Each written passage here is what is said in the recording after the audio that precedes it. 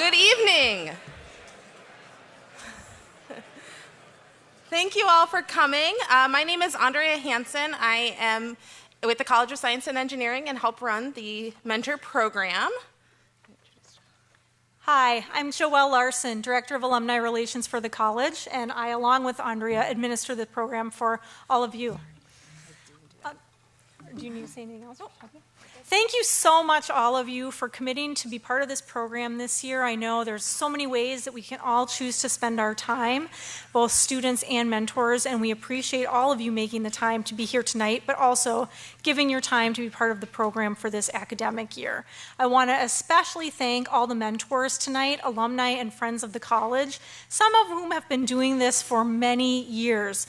Thank you, thank you, thank you. Without the time and energy that you give to our students, we could not offer this program to them. So we really appreciate all that you do to share your advice and guidance with our students. I'm going to very quickly run through our agenda for tonight, and then I'm going to turn it over to Paul Strakowski to get us kicked off on a good start. So, Paul Strakowski, our Associate Dean for Undergraduate Programs, will speak right after me. And then Andrea and I will wrap up the program as quickly as we can, because I know you all really just want to talk to one another about what you can expect in the year to come, some rules and expectations from our side for the program, and tips that will give you success in the year to come, how to fill out your mentoring partnership agreement, which you'll have in the packets that we gave you when you checked in, next steps for the year ahead, resources that you can use throughout the year to find success, our contact information, so you always know where you can go if you have questions or concerns or any problems. And then at the end of the presentation, we have until 9 o'clock tonight in this space, or you can go anywhere out in Kaufman that you'd like and have time to meet in your mentoring partnerships, talk through the agreement form, and fill that in if you feel like you've completed it this evening. So with that, I'd like to turn it over to Paul Strakowski, our Associate Dean for Undergraduate Programs. Good evening. It's pretty easy. I'm thinking, well, I'm going to talk about what's a mentor and what's a mentee. And we're all in this room mentors and we're all mentees in a way. Students in this room, often you're upper division students, juniors and seniors, and you can be very effective mentors to students younger than you. And I know myself, I suppose you could call me a mentor. But I turn to my father and my mother-in-law, and they are mentors to me. We are all learning all the time, and often we learn the most from those who are just a little bit wiser than us, or a little bit more knowledgeable. Sometimes when the gap gets too large, you lose sight of that connection. So I just want you to know it's a continuum. You will learn wise things your whole life. Mark Twain once said, which my father, he really enjoyed this one. He said, when I was a boy of 14, my father was so ignorant I could hardly stand to have him around. But when I turned 21, I was amazed at what he'd learned in 7 years. And the college years are great for that. My own 3 are now long since out of college. And at least for me, I got along well with my parents, but I didn't really appreciate them until after I was in college for a year or so. When I came home, I go, all right, you're pretty darn smart after all. So we see things in a different lens all the time, and so that's a continuum that always goes. So mentors, yes, you're wise, you have wisdom. Another thing my father would say to me is, Paul, when they get old, they'll be wise. He goes, the key to life is to get wise before you get old. And you try to do that, like try to understand the best you can now, so that you can live your best life now. Mentors, you may not know, but the mentees in the room, the students in this room, are unbelievable.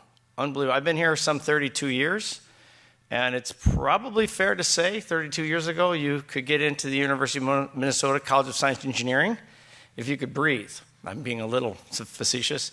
Now it's quite ridiculous. Students are in the top 5% of their high school graduating classes. They are amazing. We've always had, by the way, IT or CSE has always had the highest ACTs at the University of Minnesota. But what you may not know, which I think is very important and appropriate in the conversation today, particularly when we talk about things like communication skills, leadership skills, transferable or soft skills if you like, is that our students now have the highest ACT English scores of any college at the University of Minnesota. And I tell our students that may be your greatest skill moving forward.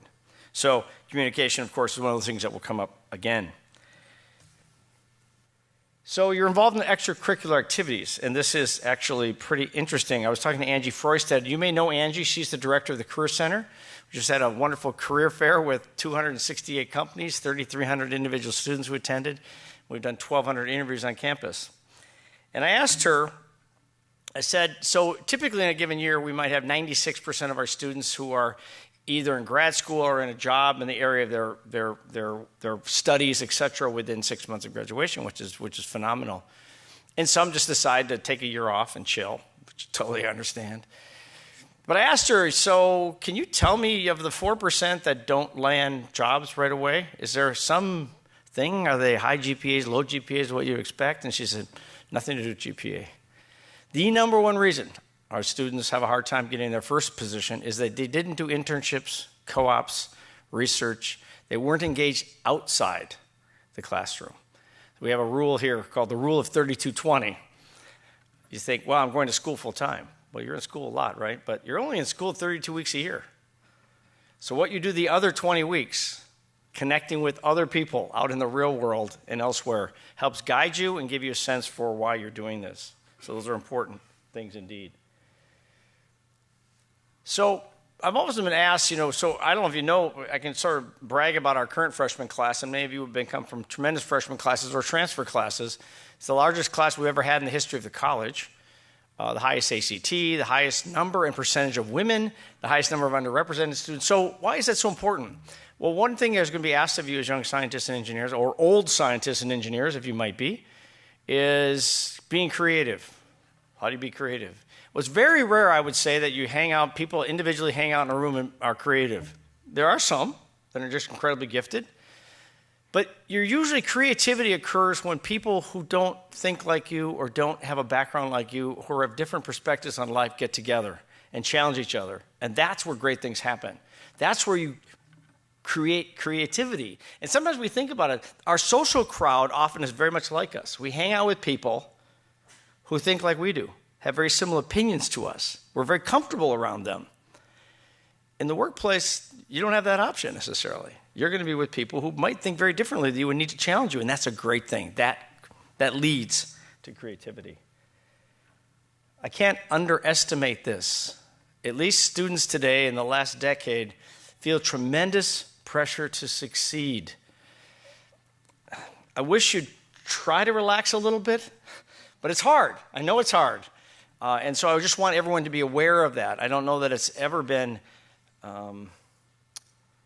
stress-free, but it's important for mentors and mentees to know this is something to talk about. How does this go? How do you succeed? And sometimes it's financial. I think our students do very well. You will make very good incomes. That doesn't have to be your only goal in life. It's not bad. It helps. And I would say we're fairly fortunate in a College of Science and Engineering that we have as many opportunities as we do. A lot of unanswered questions. So one thing I want you to think about talking about, by the way, I don't want to add more stress to say, oh, you have this mentor-mentee relationship, you have to get all this stuff done. Don't do anything. Chill out, have a cup of coffee, talk, connect. It's really up to you to decide. I'd like you to connect. But it's often this balance between technical skills and we call transferable skills. When I was a student in the 70s, they called it soft skills. I don't know why they called it soft skills, because for engineers, that was those hard skills. Sort of the things that, oh yeah, Strakowski, why don't you go into engineering? Your English sucks, which it probably did back in the day. I'm still working on it, actually, but that's all right. All the kind of things that transfer from one profession or one job to the next, to the next, to the next. The ability to communicate with different audiences at different times, to understand your own limitations, to overcome your setbacks. And a lot of you, I think now, juniors and seniors, you've got through Physics 1 and Physics 2. Boy, did that suck. But a lot of our freshmen come in and they've had straight A's in their lives. So these are overcoming these sort of things that make you understand people. So we ask our freshmen, our sophomores, our seniors, what do you really want to accomplish? And one way or another, they say, through the work they do as a scientist or engineer, or mathematician or computer scientist, they want to improve the human condition. And I always say, well, you can't do that unless you understand humans. And so understanding the human condition is important. And so it rarely will our employers or our graduate programs that hire you or professional schools say, oh, I wish your students were technically stronger. It's always the non-technical piece that goes together with the technical that builds the individual that can create new things and new ideas. So, and this feedback process, what I want you to think about is what a student might need or want in terms of, give me some advice on what kind of non-technical skills you're looking for in the workplace. That way of thinking will change from the time you're looking for your first job or your first internship to the time you're actually in a job for some time. So one's ability to sort of mature in these various areas. Yes, you will mature technically. You will mature in terms of leadership. What is leadership? There's a lot of people with different definitions of it. For me, it comes down to leading with integrity, honesty, more than anything else. So, and the dynamics change for sure. Now, some have a constant fear of failure. I'm 60 plus, and I still have those dreams where there was that class. Fortunately, that's decreased somewhat. But still, like, really? There's that English class that I didn't go to class for 12 weeks and the finals next week, and I don't know why, but there's always a part of some of us, and I'm going to be honest, it's like, I'm not good enough. And there's some of you who just are too confident, probably. They're both, and I'm not going to try to label, I used to say that, the guys, the women would have a 3.9 GPA and think that they were never good enough, and our guys would have a 2.1 and think they were the best thing that ever happened.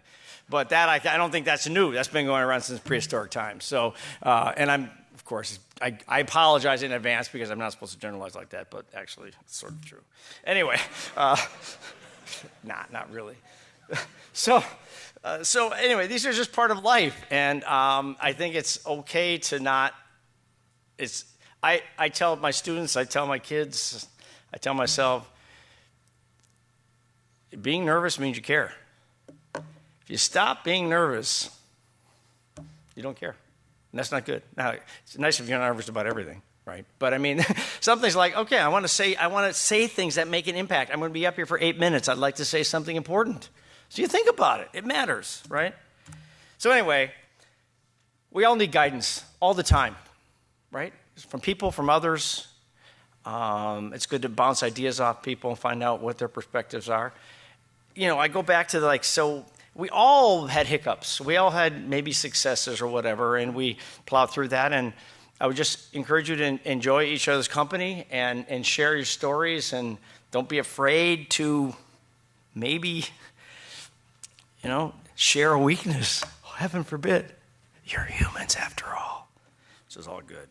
So anyway, one thing I learned many, many years ago, which is part of the learning experience, and we normally don't talk about this at this age group, this crew. We talk about it with the elementary, middle school, and that is there's really 3 parts to learning. Engagement, which is really make it exciting, make it fun. Find the passion. I don't know what you got in, maybe you were involved in sports, and you're like, oh, I want to do something in sports medicine or sports equipment, or I want to do something in robotics, or I want to do something in whatever. So you get excited, and then you realize, if I'm only excited and I don't know anything technically or solidly, I can't really advance it. So it's the capacities. One is to get excited about something. Then you need the capacity to understand it, model it, make it better. And then you continue that process. So you do little things in your work, and you're like, oh, I don't really know how to do that, and it's not what I found in my textbook anymore. But you go, I really want to, I want to do good things. I want to create the next medical device or whatever it happens to be. So that motivates you. Then you learn. You challenge yourself. You learn more. You listen. You understand. You study still. And then you continue it. Because now that you know more, you can know, maybe I can use a computer model to help me understand this better. How can I? So you continue this process of sort of continuing up this process of staying excited. If you're only excited and you don't have the rigor, you won't make it. If you only have the rigor and not the excitement, you'll bore out of it. Most of your way past that stage. So that's why I say it usually comes a little bit later. And finally, I tell all of our students, and I can end on this, is that You get a degree to have a cool name on your business cards, students, right? We have 12 aerospace engineer, I'm an astrophysicist, I'm a computer scientist. And you're going to get paid well. All those are great things, but that's not why you do this. You do it because you can do absolutely anything you want. There's nothing that can stop you. There are more engineers and scientists and mathematicians who lead top companies, who are great, great leaders. Because one thing you did learn here, and your mentors will tell you the same thing, is you learn how to solve problems. And I used to I do study fluid mechanics, Navier-Stokes equations. Still don't have a solution for that. It's complicated, but it's easy compared to people. People are a mess. I love it. You can't, in fluid mechanics, I can hold like 6 variables constant and vary the 7th one. You can't do that with humans. So you're messy, you're great. Enjoy your mess as you grow. So I just want to say, enjoy your company. You want to dig down deep and get into technical, do it. If you want to just have a cup of coffee and relax, kick back.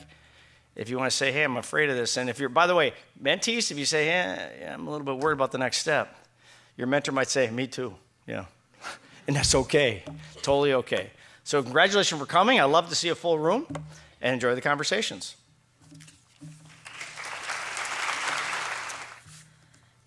All right, so we're going to try to get through this, like Joelle said, as fast as we can. But there are some things we want to cover. And the first thing I just want everyone to take a minute to realize is that this program is really unique at the university because our students choose their mentors.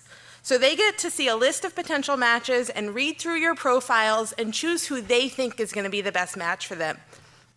So later tonight, when you get talking together, I want mentors you to ask your student, why did you choose me? What was it about my experience, about my profile that interested you?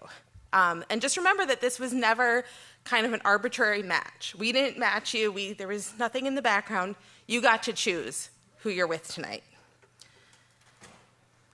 Okay, so a strong mentoring partnership can help a student create a lasting professional network.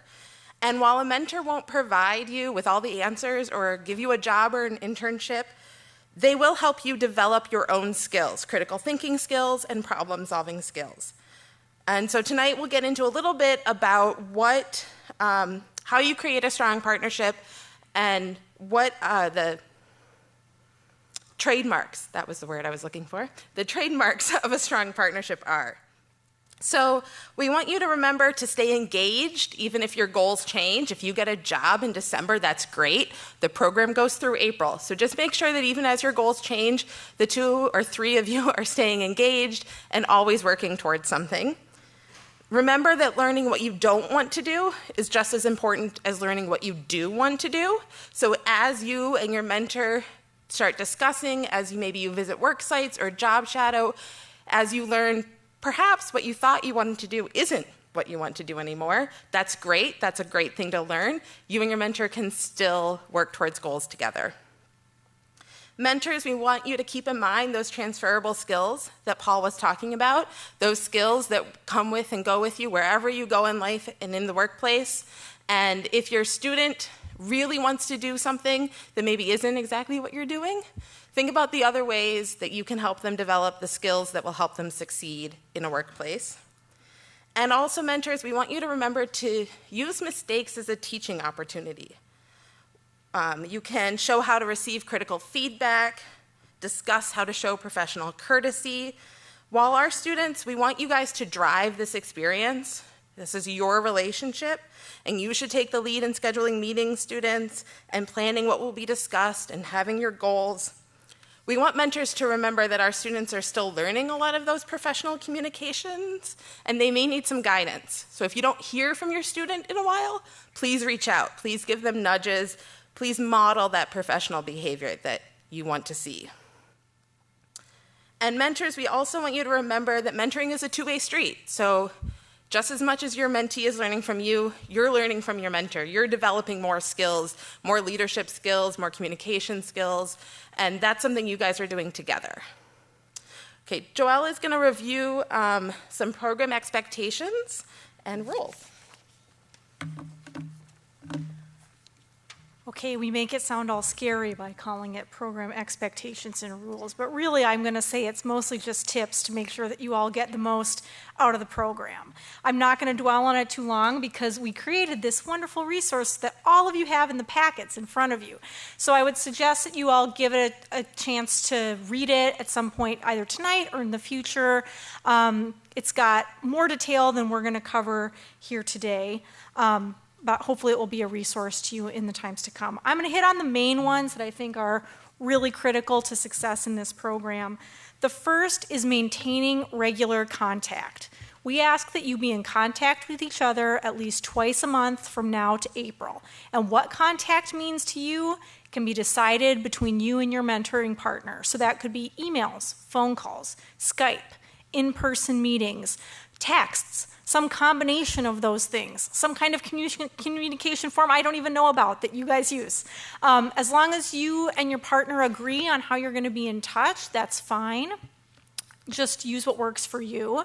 And I will say it's also a really good practice if you know you're going to be unavailable, like let's say over winter break, you're going to be at home without regular access to a computer. Or mentors, you know you have a big project coming due at work and you're going to be a little bit out of pocket for a while. Just letting your partner know, hey, in the coming couple weeks, I might not respond to emails as quickly, or let's schedule a meeting for a few weeks out, I'm not going to be available till then. That's a really important component because then your partner doesn't feel nervous if they don't hear from you or get worried that something might have happened or that you no longer want to be part of the program. Another good tip regarding communication is before you end the meeting tonight, have the next time you're going to be in contact already scheduled. So schedule your next phone call or coffee or whatever it's going to be. And in every subsequent meeting, schedule that next meeting before you guys go your separate ways at the end of that call or meeting or whatever it is. Another real key to success is to set clear and realistic goals. We're going to talk in a moment about completing the mentoring partnership agreement. We've put some materials in your packets to help you set achievable and realistic goals. But the partnerships that we hear time and again every year when we do the year-end surveys find the most success are the ones that communicate what they're hoping to get out of the program up front so they know what they're working towards. Of course, goals might change throughout the year. That's absolutely fine. But then rather than every time you meet thinking like, well, what are we going to do today? What are we going to talk about? If you've set out your goals in advance, you already have a roadmap in front of you, at least to get you started in these coming couple of months. Another key to success in this program is honoring your commitment to be here. So as we've said a couple of times, this program runs through April. We're asking that everyone participate through April. If something comes up in the meantime, like you have to leave school or you get transferred away for your job or whatever the case may be that makes you feel you cannot participate, please let me or Andrea know so we can take care of that. Otherwise, we're expecting that everyone is going to be participating through April. Another piece of honoring your commitment to the program is being prepared. So before you have a meeting with your mentor, students, please think about what you would like to talk about that day. If there's anything you want them to review in advance, like let's say you want them to give you feedback on your resume, send it to them in advance and ask them to have reviewed it so that they can give you that feedback when you meet. Having an agenda for each meeting will make both of you feel that your time is being well spent, and it will also keep you working towards those goals that you have set forth. And the final rule and expectation that I want to lay out is just that we'll ask you at the end of the year after the program ends to complete a year-end survey, and we would really like all of you to do that. We've made some significant changes to the program this year based on past feedback we've received. We take your feedback very seriously. You're giving a lot of time to this program, and we want to make sure you all get the most out of it you possibly can, and we want to do everything we can to facilitate that. So if you could please, at the end of the year, take a few minutes to give us your feedback, we would greatly appreciate it. That's all for the rules and expectations. I hope it wasn't too bad. Okay, I'm now going to talk about the mentoring partnership agreement, which I just mentioned. You have it in your packet. It looks like this. Right up top, I'll say everyone has this in their packet. So mentors and students, when you meet tonight, we're going to ask that you turn one copy in. Great idea to fill out 2 copies and then you have one as a reference and one that you turn into us, or take a photo with your cell phone so that you have recorded what you guys talked about this evening. The agreement kind of walks you through a few components. One is going to be, how are you going to communicate with each other? How often? By what means? Who's going to be responsible for reaching out to schedule meetings and logistical things like that? I think I've already covered why that's important. The other is going to be listing out some goals and guidelines that you're both going to use throughout the year. I'm going to talk you through setting your SMART goals in just a second. Why not now? Let's not wait.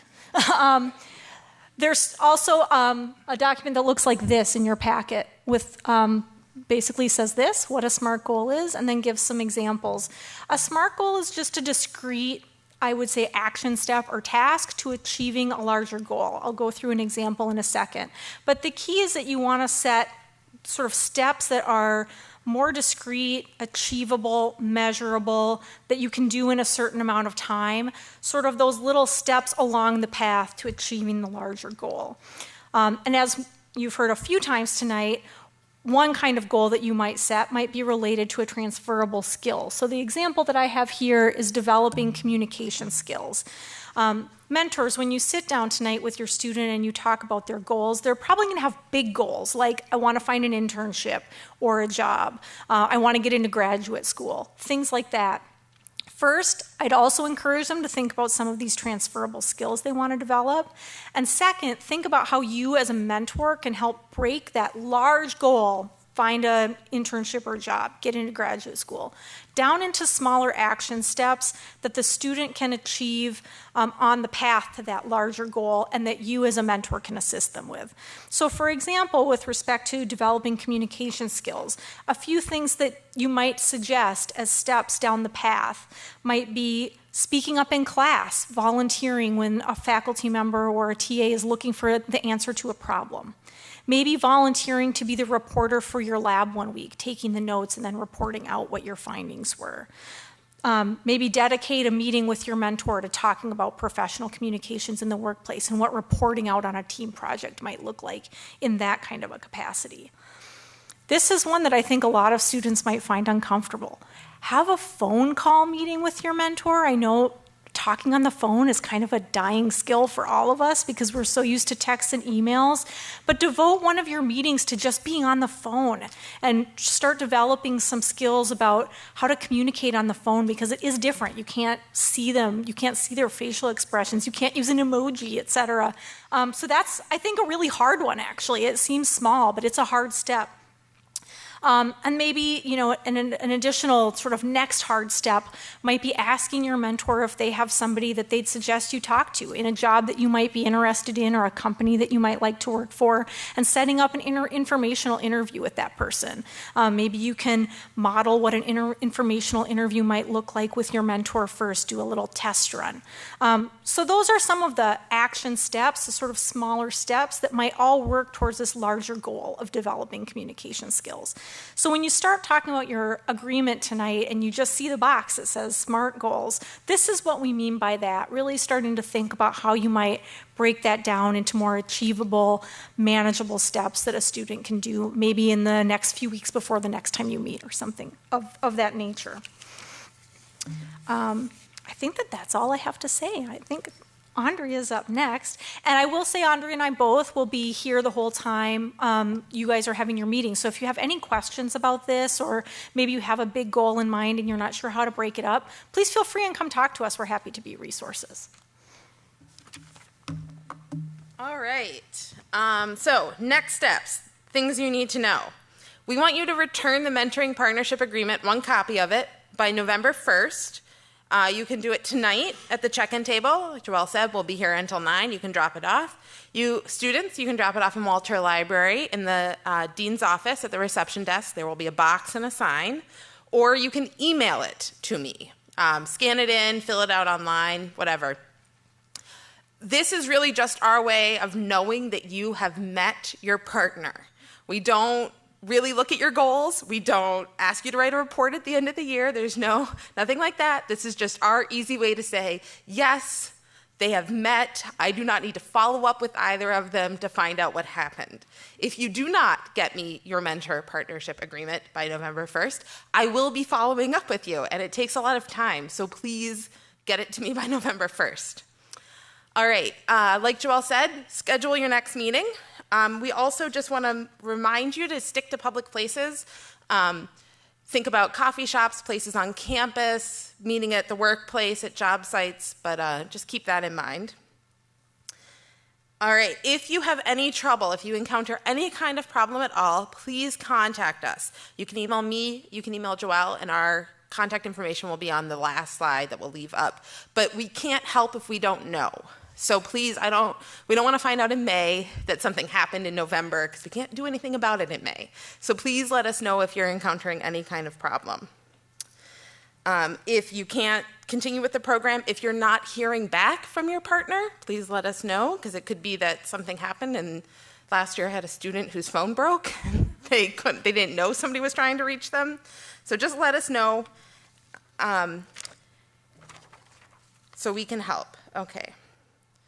All right, the year ahead. So also in your folder is this timeline document, front and back, that lists kind of what you should be expecting throughout the year. You can read it, so I'm not going to go through all of it, but I do want to just note that winter break can be a real challenge. Students are gone, usually off campus for quite a while. A lot of you have gone back home and aren't in the state anymore, and it's really hard to meet at that time. So we just want to make sure, students, that you are keeping in contact before you go on winter break, letting your mentor know if you're not going to be available or what's happening, and that you get in contact with them as soon as possible when you're back. Spring semester can be really hard. You get going, classes get started, you get busy, and now it's been 6 weeks and you've forgotten about it. So just make sure that you're both kind of being really proactive around that time and making sure that you're not forgetting about each other. I'm going to say this a bunch, but we're going to send you an e-newsletter every month that's going to be full of events. I will put in it any event on campus I can find that is free and that might be interesting. Any department lecture, any symposium, any public event, the light show, anything going on. If you're ever looking for something to do together, please read that newsletter. It will always be full of good information. All right, we do have some upcoming events that I want to highlight. We have a mentor meetup on November 6th. This is just a space for you and your mentor to meet together. So tonight, when you're making your next meeting, that could be it. It's just in Walter Library, we'll have a room, we'll have some food, and you can just come and have a place to meet.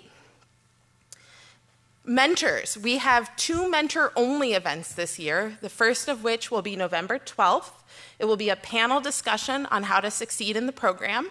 We have some longtime mentors that will be answering questions around how to succeed, tips, advice. You can bring questions, your own advice, and get to network a little with other mentors. And then we want you to be aware of the mid-year event on January 28th. This is for pairs to attend together. This year, the Career Center will be presenting on the top skills CSE employers are looking for. And spoiler, they are all transferable skills. So it'll be how to develop them, how to showcase them, how to develop them in the workplace and in college, so it'll be for both mentors and students. All right, and again, check the monthly newsletter. I'm going to say that like at least 2 more times. All right, program resources.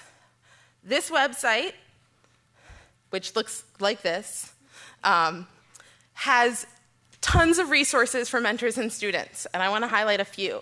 The first thing is there is campus resources. Mentors, if your student brings you something that you're just not sure how to help with, check there. That includes Boynton Health, mental health resources, study, tutoring programs. It includes financial aid, One Stop, international student services, everything we could think of that you might need to help direct your student towards.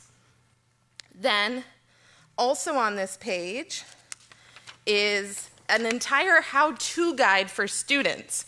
Under Materials for Students, the CSE Mentor Program How-To Guide. Students, if you're saying, I don't know how to ask somebody for an informational interview, I don't know how to tell my mentor I have to cancel a meeting, check that guide. We have sample language. We have all kinds of hints and stuff for you to help you navigate how to do these things.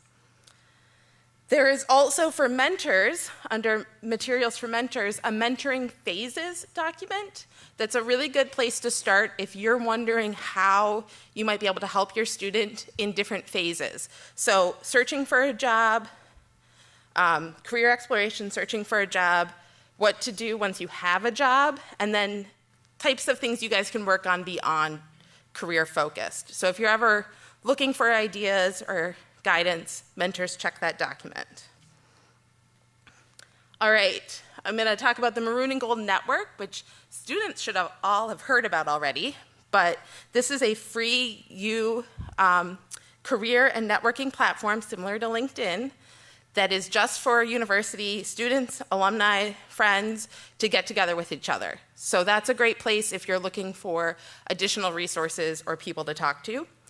We have a LinkedIn group just for this program for current and past members of the program. I suggest you hop onto that too. That's a great place. Mentors, if you want advice from another mentor to use, or students as well, reach out. You want to meet with another pair that's looking at something the same that you're looking at, interested in something similar.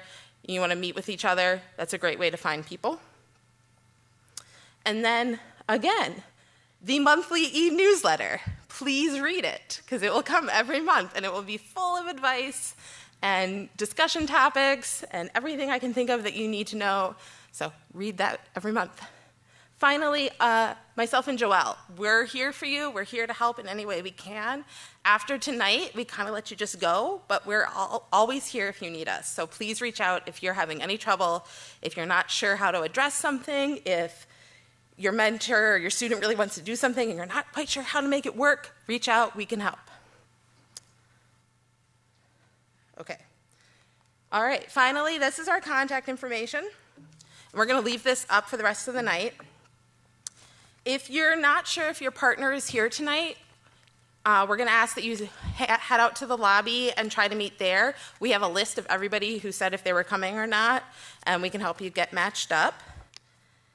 If you know your partner is not here tonight, you're welcome to leave. You don't have to stay for the next hour. But at this point, we are going to let you go and get together in your partnerships.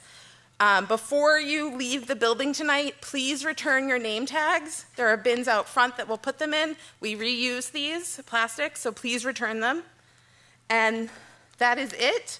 Thank you so much for coming tonight. We wish you a great year, and have a great first meeting.